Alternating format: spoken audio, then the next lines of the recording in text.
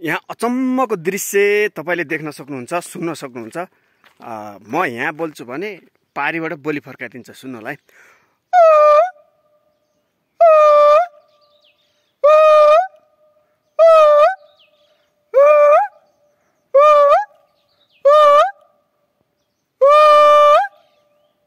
देख्नु नि, यहाँ बोलेको 10 पटकसम्म उसले चाहिँ बोली फर्काइदिन्छ। यो पहराले खतरा पहर हो कि। अब वनपात मेला जाँदाखेरि हँसे उदाउने ढुङ्गो हो यो। यसरी चाहिँ हँसे उदाएर वनमा वनपाता मेलापात गर्ने गरिन्छ। यो निकै रमाइलो वन। तपाईहरुलाई मन पराउनु भएको छ।